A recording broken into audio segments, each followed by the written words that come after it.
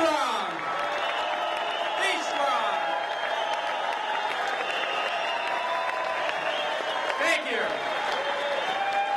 Thank you, Matt, Tammy, Ed, Jim Hightower. We've got a lot of great people who have come to Wisconsin to support you, and I'm very glad to have the opportunity to join them.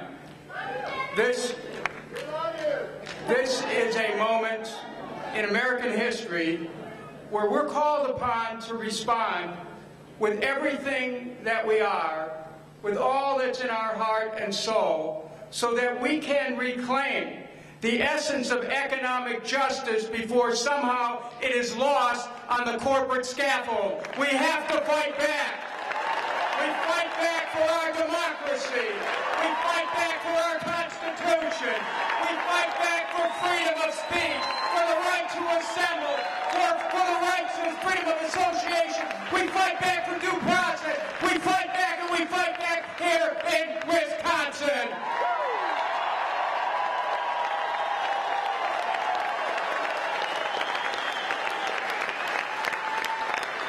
All over America, people are experiencing this ferment that is coming from the events in Wisconsin and the events in my own state, where in the past week a bill has moved along that would strip the right of collective bargaining for Ohio's public workers, that would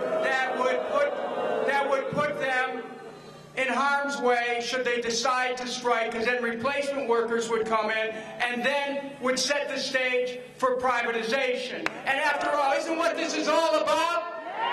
Corporations want to steal what they feel is theirs to begin with. They don't believe in such a thing as government of the people. What they believe in is government of the corporations, by the corporations, for the corporations. That might work on Wall Street, but it's not going to work in Wisconsin. And it's not going to work in Ohio. And it's not going to work in Michigan. We will demonstrate to Wall Street, we will demonstrate to the corporations that we have the ability to push back, that we will stand up, that we will speak up, that we will march, that we will fight, that we will picket, that we will sit down,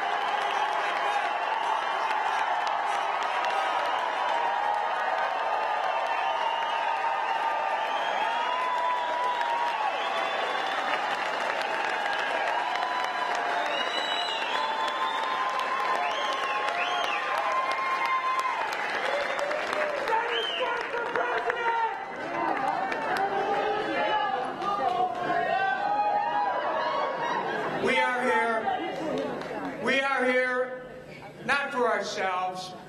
We are here on behalf of all those who serve, whose work is dignity, who've committed themselves to public service. We are here for them to say that they and all workers everywhere have a right to join a union, have a right to collective bargaining, have a right to strike, have a right to decent wages and benefits, have a right to a secure retirement, a right to a safe workplace, a right to be able to participate in the political process, and a right to reclaim their government.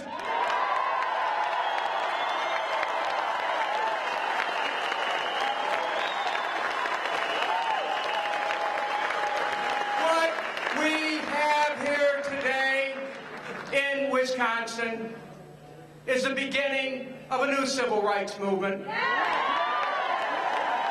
Because historically, we have to understand that historically, the right that workers had came apace of the civil rights movement, which resulted in breaking slavery, because working people understood that unless they fought slavery and joined with the abolitionists, that their ability to be able to make a living was going to be compromised. So what we have now here is the 21st century version of a civil rights movement where we understand that an economic democracy is a precondition of a political democracy. And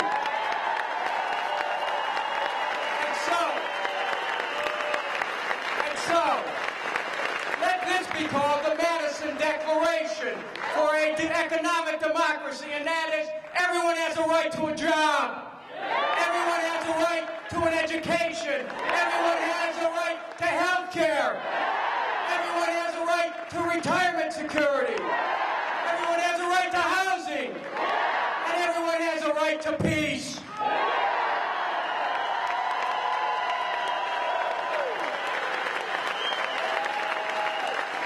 This attack on our workers, this attack in Washington on working people, that results in wealth being accelerated to the top, that results in tax cuts going to the rich, that results in energy policy turned over to the oil companies, that results in defense policy turned over to the arms manufacturers, that results in endless war, that results in a national security state. It's all a part of the same thing, and it's up to us to fight back, fight back, fight back, fight back, fight back, fight back, fight back, fight back.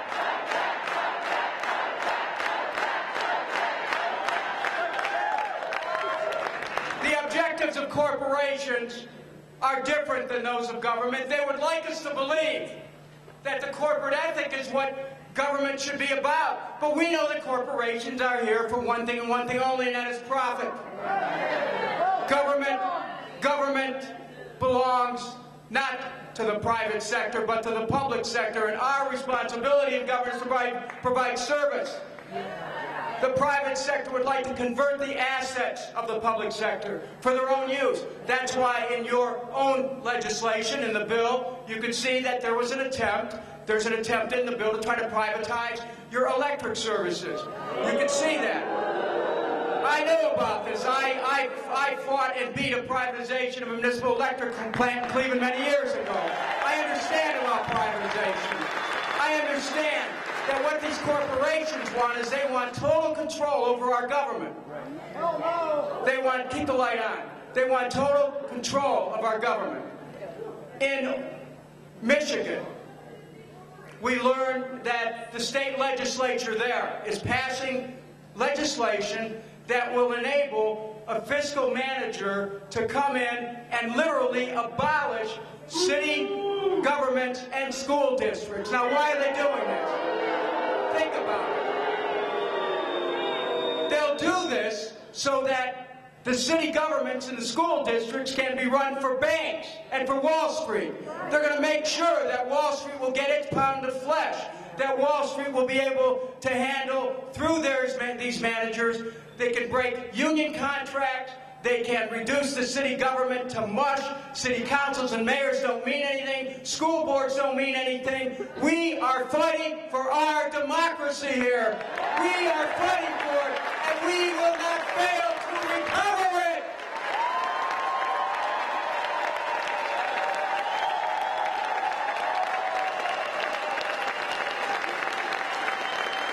And we will recover it by establishing a program of economic reform which will wrap its arm around all of the movements in our state to try to regain control of state government. Because you cannot succeed unless, from the national level, there is the movement that some of the young people talked about earlier that puts into place programs that can create jobs for all, that can create education for all, that can create health care for all, that can protect retirement security, and that can create peace. Right now, we are told in Washington that when we want various social programs, we're being told, well, we can't afford it. But when they ask for trillions of dollars for war, no one said, oh, we can't afford it. What they say is just borrow money from China and Japan, and just keep the war going. Part of our program for economic reform is that we end the wars in Iraq. We end the wars in Afghanistan. We stop this national security state. We bring our troops home from around the world. We stop the Pentagon control of our government. We break their hold by breaking their budget.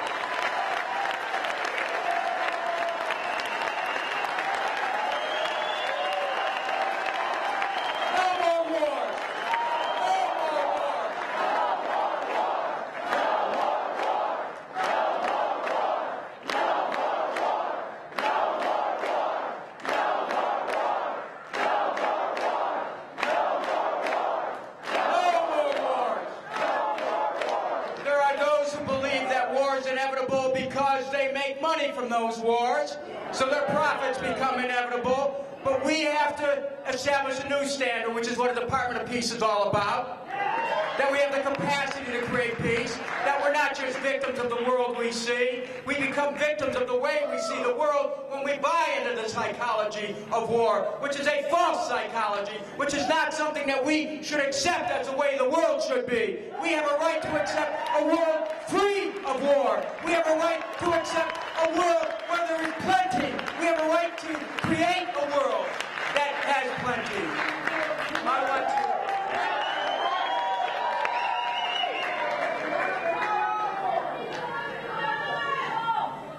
I also want to say that when we talk about, if we are going to create a context where state governments can survive for the people, then there has to be accountability. Now, you're showing in Wisconsin, you're determined there's going to be accountability for these state officials who are not responding and are doing the bidding of corporations. I want to add this.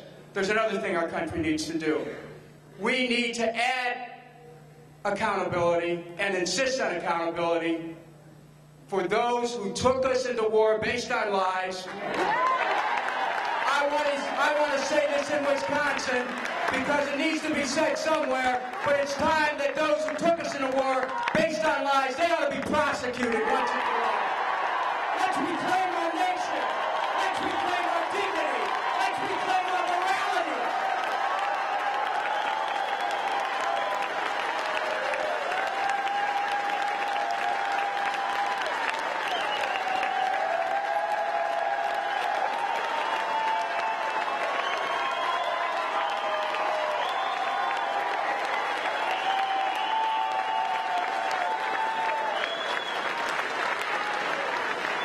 We are constantly told we don't have any money. Joseph Stiglitz pointed out that the war in Iraq would cost at least $3 trillion. We're at the $500 billion mark with Afghanistan. But we will have a vote this week, and the vote will be to end the war in Afghanistan. It will be Thursday, House Concurrent Resolution 28. I'm proud to sponsor that. We're going to get another vote on Afghanistan.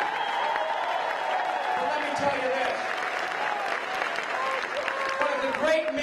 One of the great myths of our time is that we're told, well, we just don't have the money for these programs. We have money for war. We established that. But I want to offer this for your consideration because it's actually the path out, not just for Wisconsin, but for all the states who are struggling with some legitimate budget problems. And we have to look at it this way. We have to start to examine this debt-based economic system, which puts us believing that the only way we can have money is to have debt. How did we come to believe this? We came to believe this because you have the Federal Reserve that was established in 1913. They privatized the money system, okay? We have the fractional reserve system where banks create money out of nothing, and then they pyramid the debts and stick to taxpayers when they go bust. We have a government that says that, gee, we don't have the money to fix our roads, our bridges, our water system, sewer system. I want you to think about this now.